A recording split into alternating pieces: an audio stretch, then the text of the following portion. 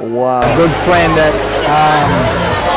his wife and himself, I just love the way they treated each other, and they were both Christians, and I wanted to be like that. My baby sister, Erin Kelly. She's now Erin Haskins. She just provided a good example of what a Christian should be, and she encouraged me to accept Christ. I was in combat in Desert Storm. One of my leaders, Master Sergeant, came to me and showed me where I was wrong for being lost. And that was the biggest event in my life at the time. Obviously, I was in the foxhole. Truly changed my life. First seed planting, before I knew Christ, I used to curse like a sailor, and I had a guy come up to me and said, "Dude, I kissed my mama with that mouth."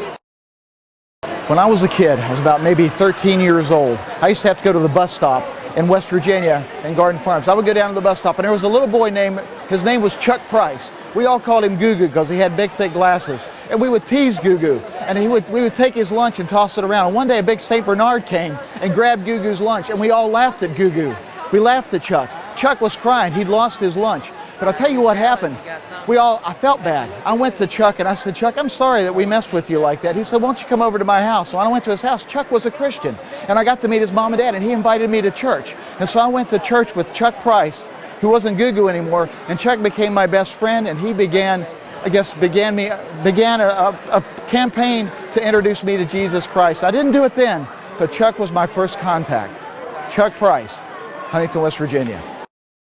The event that changed my life, that really turned me around to Christ, was I was 16 years old. I fell in love with rap music and that kind of thing. My dad was a pastor, and I remember one Sunday morning I come up in the churchyard of a small church with my bass rattling the walls of the church to Snoop Doggy Dogg and some other choice music, but right then and there, it's like the voice of God just spoke to me and said, "What are you doing?" And something come alive in me, and I realized that what I was doing was, I don't even know how I ended up there. I was living for someone else, a different image, and right then and there, I vowed and just made my commitment to God and turned my life around. It was a kind of a life-changing moment for me.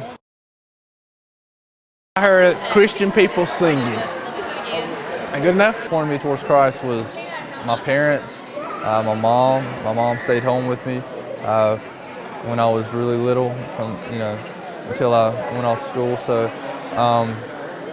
I guess just that my parents were a godly influence on me. I could talk all day about before Christ, but a seed that was planted was just encouraging to just try it, just get into the Word. Maybe you'll find something, which of course I did. But it was planted by my little youth group leader, Mr. Ben Wiggins. So thank you, Mr. Ben.